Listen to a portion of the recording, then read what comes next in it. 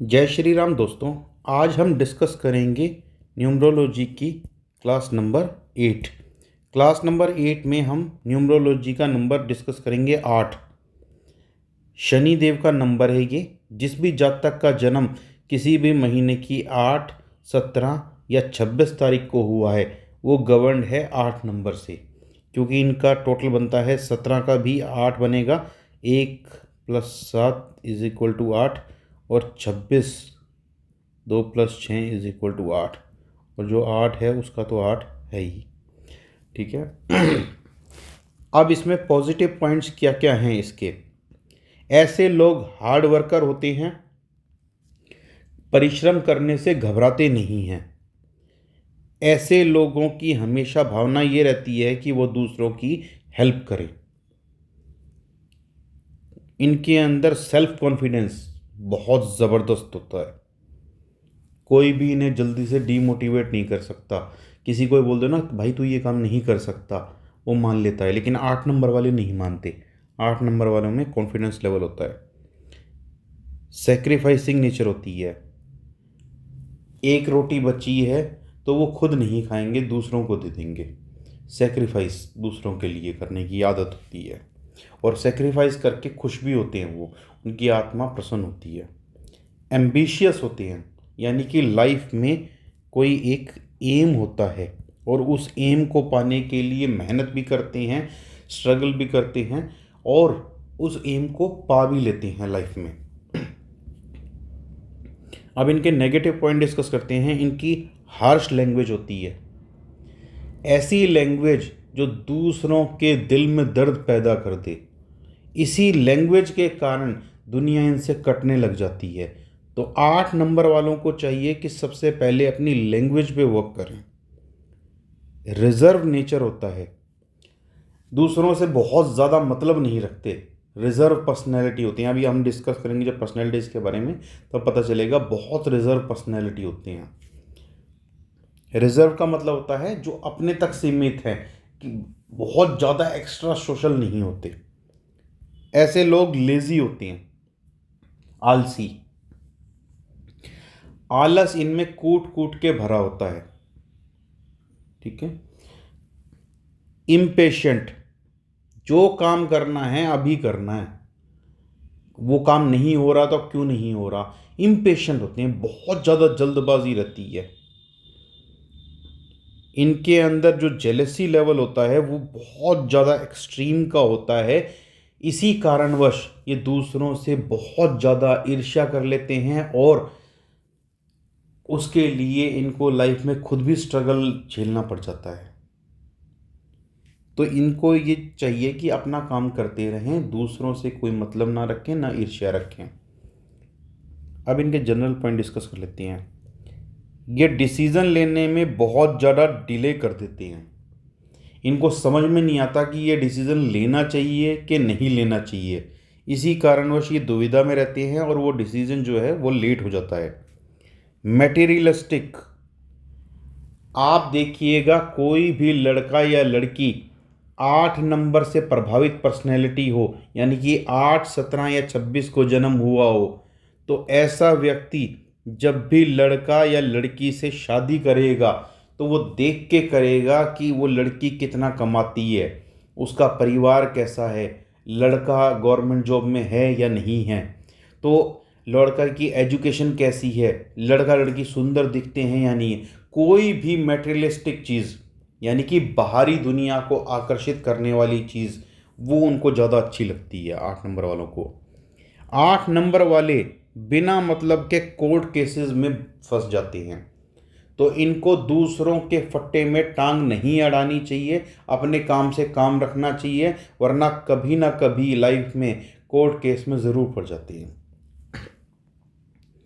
इनकी practical approach होती है किसी भी चीज़ के लिए।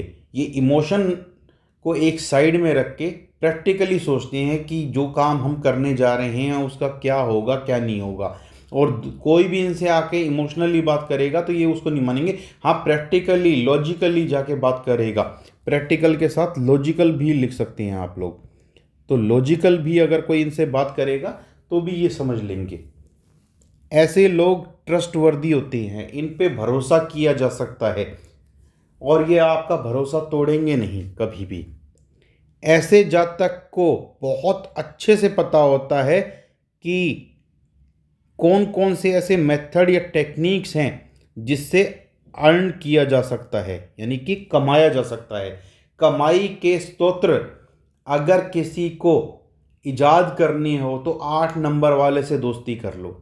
8 नंबर वाला आपको नए नए तरीके बताएगा, बेस्ट तरीके। ये दूसरों को देख के मोटिवेट होती हैं। अगर दूसरा कोई अच्छा काम कर रहा है तो उसको देख के प्रभावित होते हैं और उससे सीखते हैं और फिर वो उसको इम्प्लीमेंट करती हैं। यही इनकी लाइफ का सबसे बड़ा पॉइंट है, इसीलिए ये बहुत ज़्यादा सक्सेसफुल होती हैं। इनके अंदर मोटिवेशनल पावर होती है। ये खुद भी डीमोटिवेट हो रहे होंगे तो खुद भी दूसरों को भी और अपने आप को भी मोटिवेट कर लेंगे। मोटिवेट का मतलब होता है अपने अंदर ऊर्जा शक्ति भर लेंगे। ये बिजनेस की ओर ज़्यादा प्रभावित रहती हैं। इनसे पूछिए कि आप जॉब करेंगे या बिजनेस करेंगे, कोई बच्चा भी होगा 8 नंबर वाला, वो कहेगा मैं बिजनेस करूँगा। बिजनेस के प्रति ज़्यादा रुझान होता है और ऐसे लोग बिजनेस में करते भी बहुत अच्छा हैं। ऐसे लोग भाग्य में विश्वास रखते हैं कि जो भी मिलेगा भाग्य से मिलेगा और मिल जाएगा, और अंत तक ये भाग्य का साथ नहीं छोड़ते। शनि देव जो 8 नंबर के कारक ग्रह हैं वो किस किस चीज़ को रिप्रेजेंट करती हैं? स्ट्रगल को, हर्डल्स को, ऑब्स्टेकल्स को। ठीक है, यानी कि हर काम में रुकावट आना, दिक्कतें परेशानियां आना, वो काम बहुत ज़्यादा डिले से होना, यानी कि देरी से होना। देरी तो एक वर्ड है जो इसके साथ जुड़ा हुआ है 8 नंबर के साथ, कि जो भी व्यक्ति 8 नंबर पे जन्मा है, 8, 17 या 26 में, तो 8 कैसे बनता है? ऐसे। तो उसकी लाइफ हमेशा ऐसे चलती रहती है, up down up down up down up down up down up down. ठीक है, कभी भी उसकी लाइफ में स्टेबिलिटी नहीं आती कि अप रहेगा तो अप ही रहेगा, डाउन रहेगा तो डाउन ही रहेगा। नहीं, हमेशा उसका ये समझ लीजिए, अगर डाउन है तो वो अप जाना है उसने, और अप है तो डाउन आना है। तो ये उसकी लाइफ का फॉर्मूला है एक। ठीक है, ऐसे लोगों को दूसरों को सर्व करना अच्छा लगता है। जजमेंट के शनि देव कारक हैं, जजमेंट के। शनि देव को न्यायाधीश भी बोला जाता है, कर्मों के देवता हैं। आपके जो भी कर्म हैं, आप आज आपने अच्छा कर्म किया है, बुरा कर्म किया है, कुछ भी किया है, शनि देव अपनी डायरी में नोट कर लेंगे। आगे चल के आप भी भूल जाएं, आपने जिसके साथ बुरा किया है वो भी भूल जाए, या जिसके साथ अच्छा किया है वो भी भूल जाए, लेकिन शनिदेव नहीं भूलेंगे। आपके अच्छे कर्म का और आपके बुरे कर्मों का फल आपको शनिदेव ज़रूर देंगे। तो इसीलिए आज से ही अगर आप कोई बुरे कर्म कर रहे हैं तो उसको छोड़ दीजिए और शनिदेव से संध्या काल के समय माफ़ी मांगिए और अच्छे कर्म करने लग जाइए। अब जो फेमस पर्सनैलिटीज़ हैं वो देखिएगा कौन कौन है। नरेंद्र मोदी जी, हमारे देश के प्राइम मिनिस्टर, 17 सितंबर। ठीक है, देवानंद जी 26 सितंबर। मनमोहन सिंह जी 26 सितंबर। आशा भोसले 8 सितंबर। साइना नेहवाल बैडमिंटन प्लेयर है ये, 17 मार्च। कल्पना चावला एस्ट्रोनॉट, 17 मार्च। शिल्पा शेट्टी एक्ट्रेस हैं, 8 जून को। सौरव गांगुली क्रिकेटर, 8 जुलाई। लाल कृष्ण आडवाणी 8 नवंबर।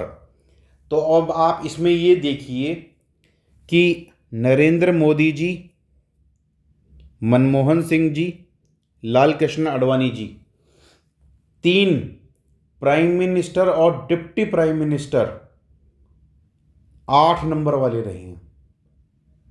तो 8 और इन तीनों की लाइफ में स्ट्रगल बहुत रहा है।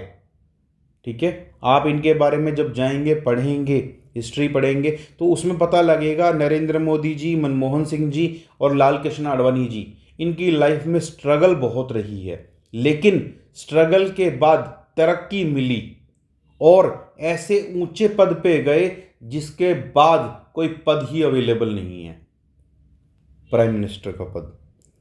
सबने अपनी फील्ड में कुछ ना कुछ झंडे गाड़ी हैं, धुरंधर बनी हैं। शिल्पा शेट्टी हैं एक्टिंग की फील्ड में ज़बरदस्त, कल्पना चावला एस्ट्रोनॉट, साइना नेहवाल बहुत ज़बरदस्त प्लेयर हैं, आशा भोसले जी बहुत ज़बरदस्त सिंगर हैं, सारी दुनिया इनकी फ़ैन है, सौरव गांगुली क्रिकेटर हैं, इनका बहुत बड़ा नाम है। तो देखिएगा अपनी फील्ड में सारे के सारे बहुत बड़े दिग्गज हैं, 8 नंबर से प्रभावित पर्सनैलिटी हैं, लेकिन सबसे बड़ा मुकाम हासिल करा है अपनी अपनी फील्ड में।